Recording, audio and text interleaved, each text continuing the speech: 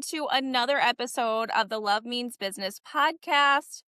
I am so excited for our guest today. Welcome, Heather, to the podcast. So, we are all about love, learning, and leveling up with every episode. And you are just a beautiful living example of that. So excited to have you on. Thank you for being on today. A little bit about Heather, and correct me if any of this is wrong. Doctorate in strategic leadership.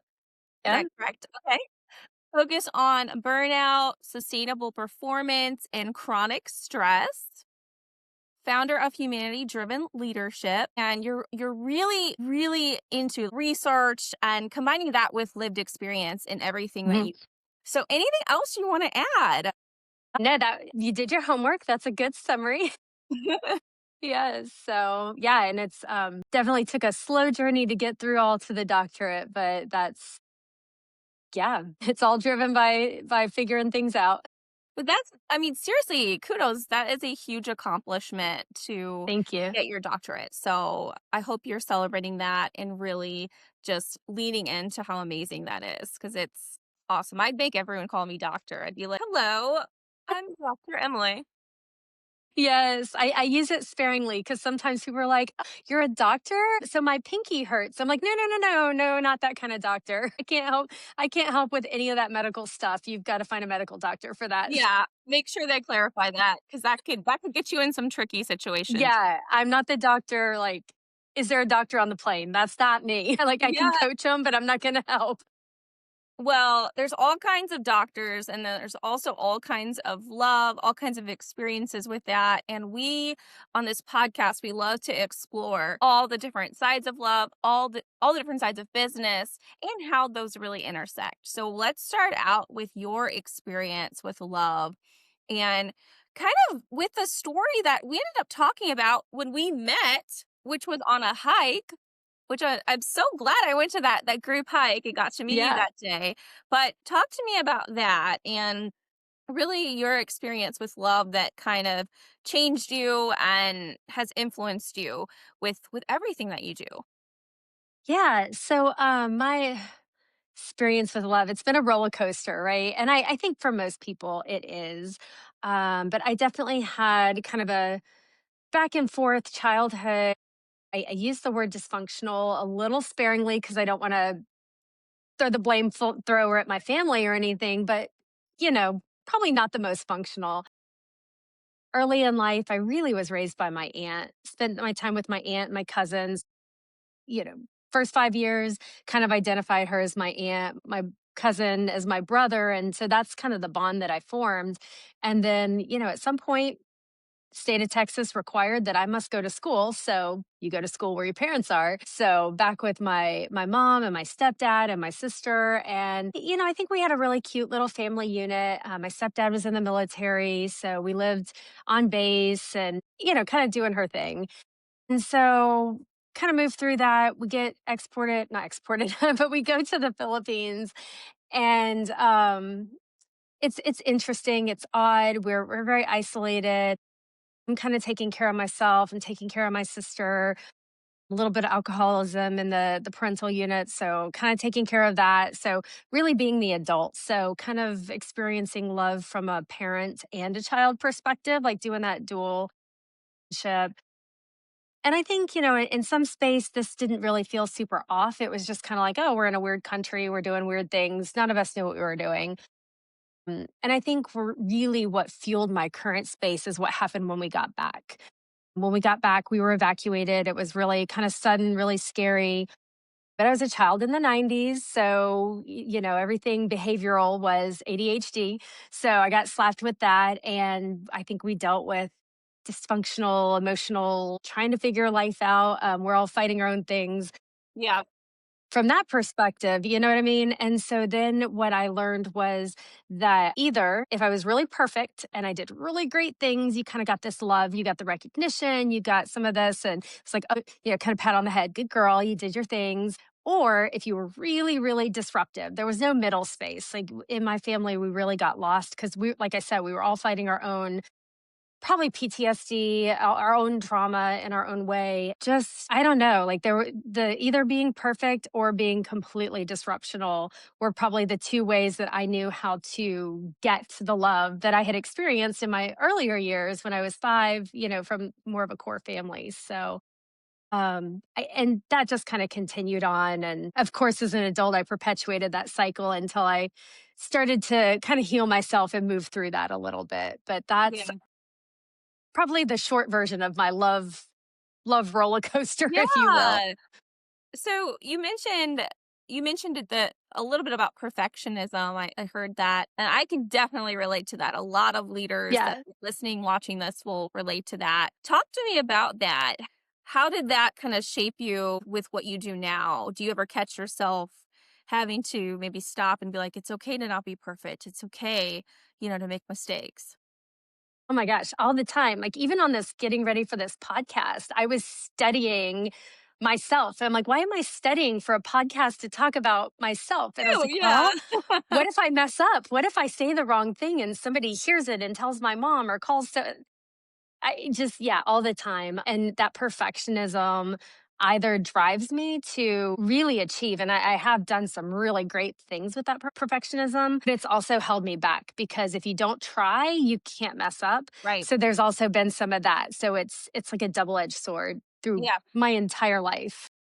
And I have found that a lot of people that are very, very perfectionists, very detail oriented in a way, sometimes they have that paralysis by analysis and it's hard to even get Mhm. going. Talk to me about that. Do you feel like you suffer from that? If so, like what are some examples and how do you work through that to make yourself start? Yeah, absolutely. I think most of the time it shows up in two ways. One, like just in relationships. So with my husband, if it's been a long day, he's like, "Where do you want to go for dinner?" The age old argument, right? Where do you want to go for dinner? But for me, I want to know all the details. I want to know what kind of mood Yeah, he's in. What is it? Because I want to pick the perfect place. I don't want to pick dinner and then have it just be this terrible experience. And it winds up just, I don't know, like I never wind up picking and he winds up picking. So I think now he's just like, we're gonna go here for dinner. He doesn't even ask anymore. But in my career, kind of same thing. Like if I have a really great idea that I know is a really great idea and I want to achieve it, I then start to question it. I'm like, okay, well, have I paid my dues? Do I have the experience for that? Are they going to respect me? What if they say no? What if they don't like the idea? What if the idea doesn't work out? And it's not this magical thing. So it shows up there too. And it really does all the time. And it's interesting because for me, I either just don't look and jump, or if I look, then all of a sudden all the questions and all the what if, what if, what if, what if hits me. yeah. That's funny. I feel like we have a lot in common with that. And I always think about like a very literal example of not looking, just jumping. I did a tough mutter. Only one tough mutter. I don't know if we're doing another one, but me and my friend did it together and there was this really, really scary obstacle where you had to do like a 14-foot jump. No, it was more than that. It was like 40 feet. It was really, really high. And I'm terrified of heights.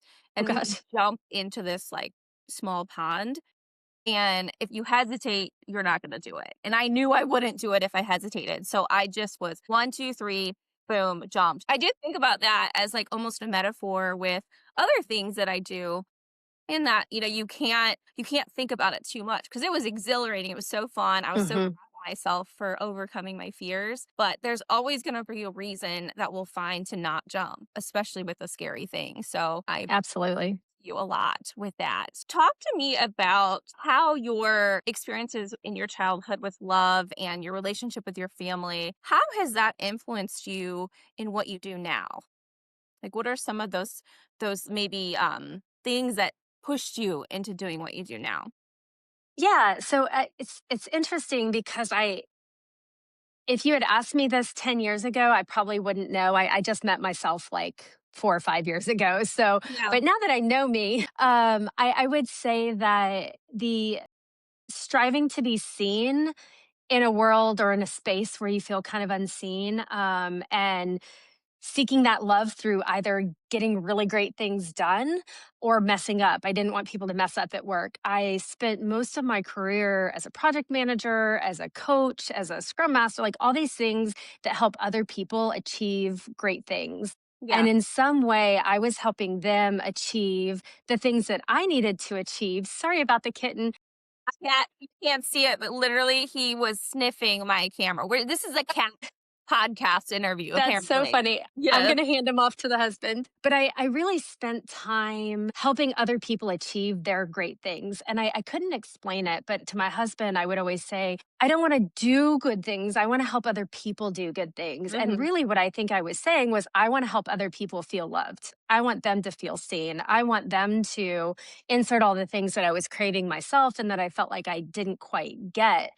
And so I've spent all that time, and more in the corporate setting, helping executives like really do employee engagement. That's another thing that I'm so passionate about. Like, don't call people resources; they are humans. And I will just go on this rant, and they're like, "Yes, Heather, we get it. Calm down." But it's again like I want them to be seen. I want them to be appreciated. I Yeah. want them to go to work and. So, all of that I think really fueled why I wanted to help other people. And then through my doctoral studies, all of this work kind of got me to a really great space. And I hit this fascinating life transition. I called it my midlife crisis, early dementia. I didn't really know what it was. But through my doctoral studies, I realized it was burnout. And so then I started learning about that.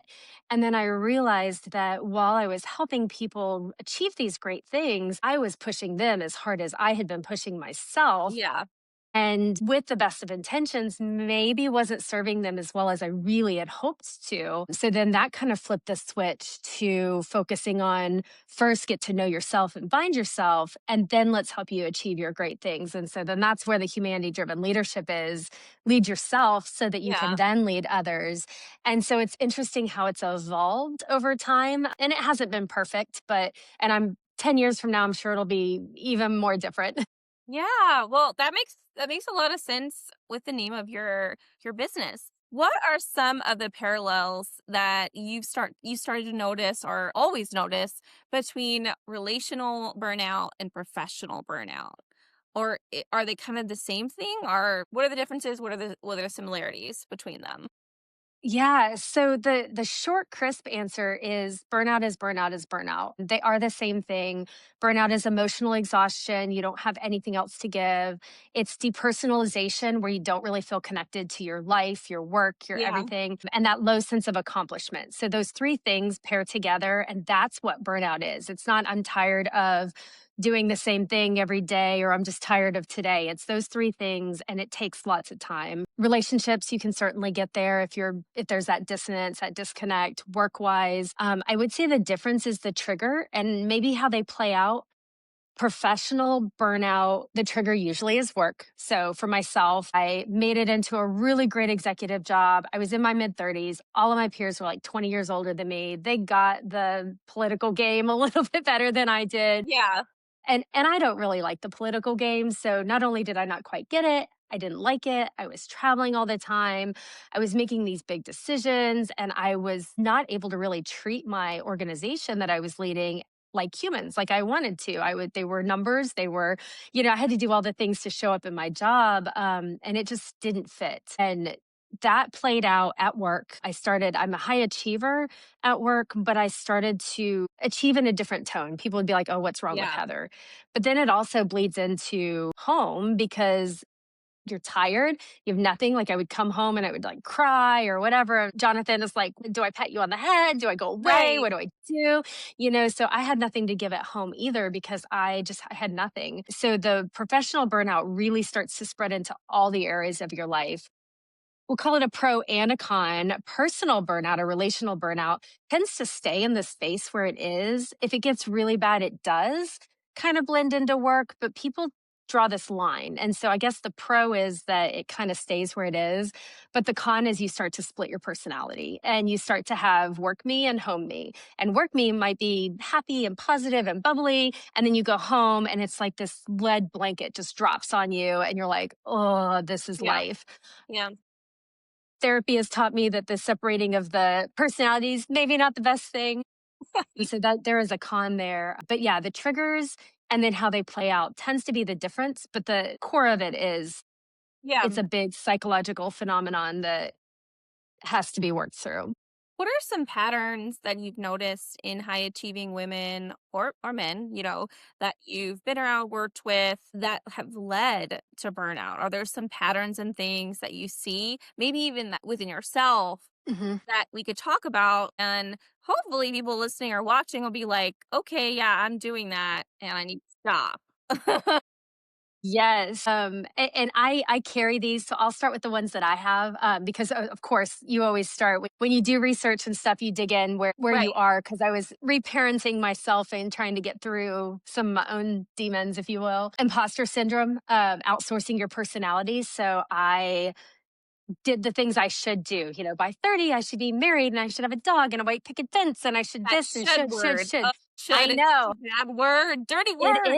is. It is a dirty word. But I did all that and mine was fueled by I wanted my dad to be proud. I wanted my mom to love me. I wanted this person to think this way about me. I wanted my friends to care about me. I wanted, so kind of seeking out, right? All that childhood stuff, still craving it. Yeah. And so that outsourcing my personality and letting somebody else tell me what I wanted to do, what I wanted to be, what I wanted to grow into, that is very common. I would say, especially being in the South, that's a little more common in the women that I see, because in the South we do kind of have female deference where the man gets to do Right. the big thing, and oh bless your Yeah. heart, we're just a Yeah. sweet little Southern girl. Yeah, you go stay at home and be satisfied. Yes, yes. So in a career, right? Like you got this great job, you should be satisfied. Like good job. You're Yeah, not held by a glass ceiling. It right. could be worse, Yeah, right? And so then that leads to the second one that I see is, and this is in men and women, it could be worse, right? We all compare. We have this comparison where I made it to this job by 30. It could be worse. I could still be a teller at the bank and or I could be sick or I could have this or it could, and so not really honoring the fact that you did something that's really great but you yeah, don't like it, but you should be grateful and you should be humble and you should be, practice gratitude and all of that. Really comparing to what you, again, that should word, uh, yeah, comparing to that. So I think the combination of that imposter syndrome and that comparison, they're just a fuel. They are just like jet fuel for burnout because you're trying to achieve something that doesn't fit within you. Some people dumb luck into that thing that everyone wants is what's inside of them, and kudos to them. I mean, yeah, I'm completely jealous as a human, but most of the time that's not what happens, right? So I think those are the two main ones. And honestly, the third one, and I'm just kind of getting in touch with this, is I think a lot of burnout is fueled by trying to overcome a bit of dysfunction. I always say my career is fueled by ADHD and dysfunction. And I never really dug into that because I rejected the ADHD thing, and dysfunction just sounds bad. It's embarrassing. right. It carries all that shame. But I do think that that is another piece is when you're trying to overcome that through some great achievement or through doing something other than dealing with that thing, then again, you keep pulling at those threads and you separate yourself from yourself even more. Yeah, and I think equating love or affection or attention, or success is only through you always showing up in a perfect way, sets yourself up for burnout, sets yourself up Absolutely. always being unhappy.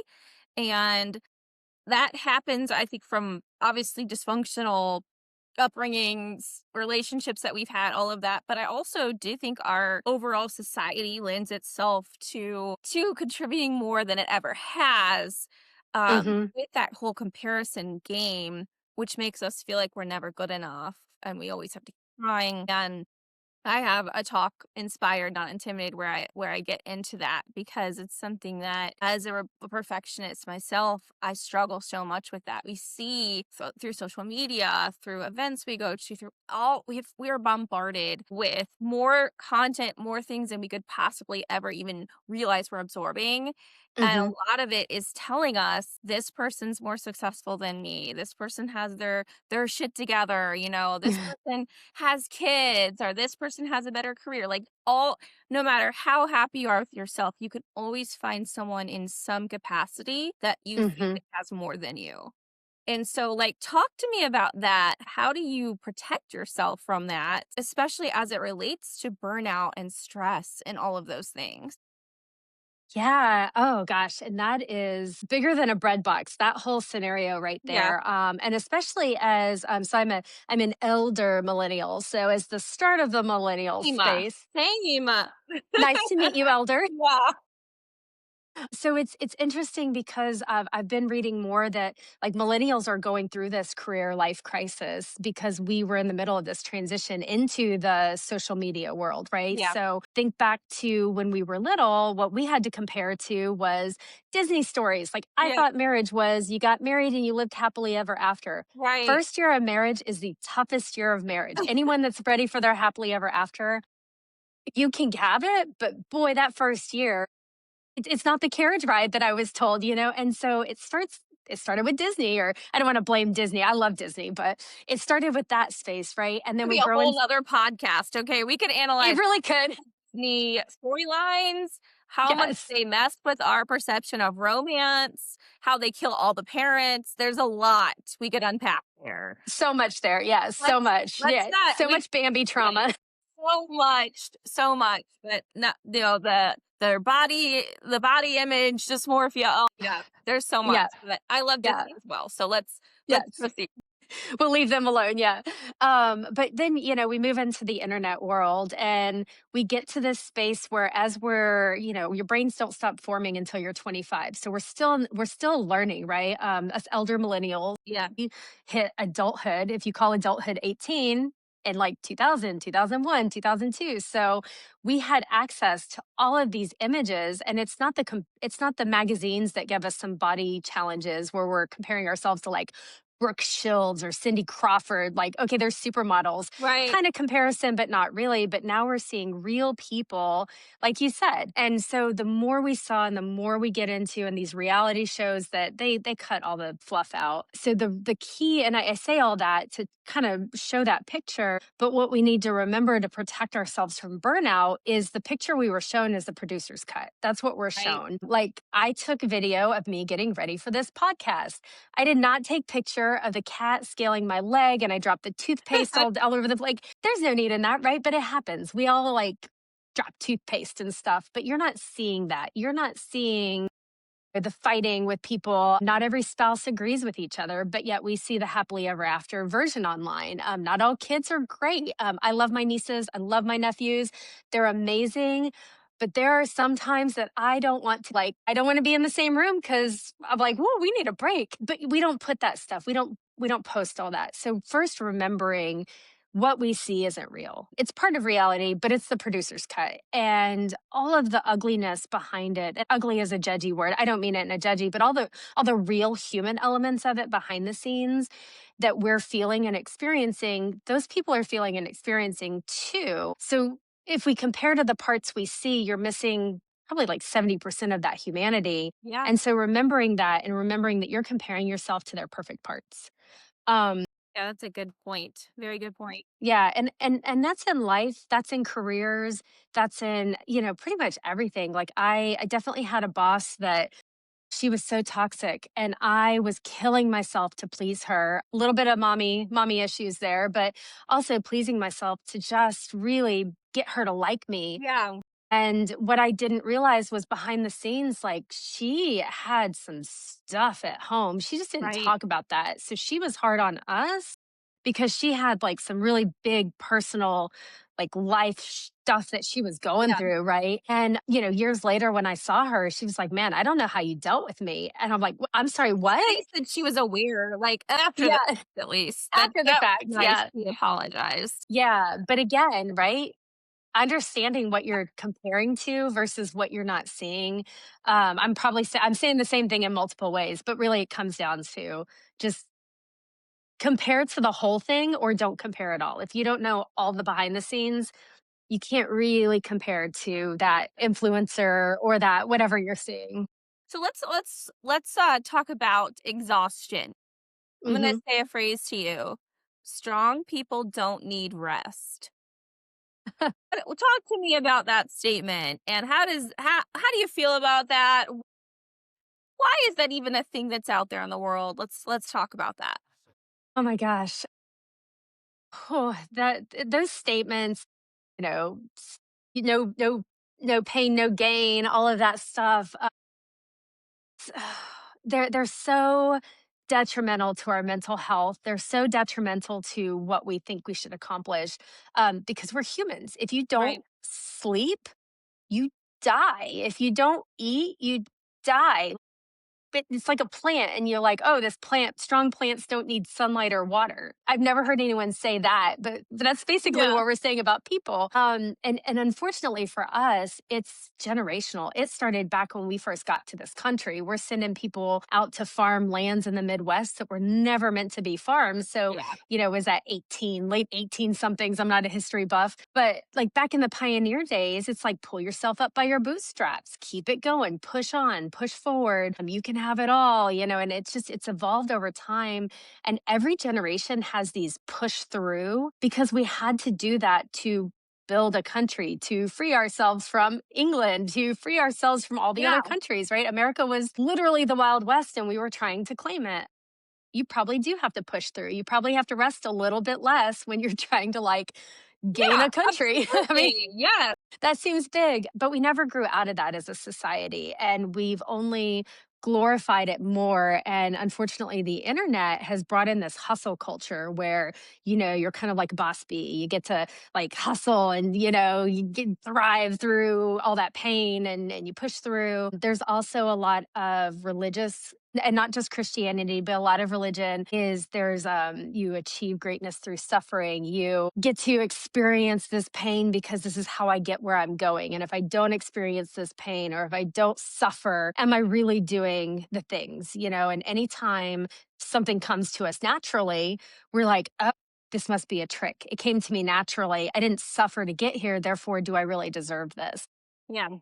And so that's the phrases like that, just you almost exhaust yourself trying to unwind and earn the thing that just came to you naturally. But then you also sit in the suffering because it's how you pay your dues. It's what you're supposed to do. It's how you make it. And if you don't Yeah. suffer, you won't be able to make it. So it's this weird, it's such a you could do like a whole year's worth of podcast probably on the No, generational way that this was built into absolutely. us. Yeah. So one of the things I really like about you and the work that you do is you're not telling people they have to like completely overhaul their entire life, change their No. personality or personalities. Some of us have more, right? Like we could talk about Guilty. as well. But what are some micro moments or small shifts that anyone can implement that, don't feel like too major? Because I think that can be very overwhelming and it's unrealistic. Mhm. But what are some realistic things that people can do to help them not be so exhausted, not be so stressed, and avoid getting burned out?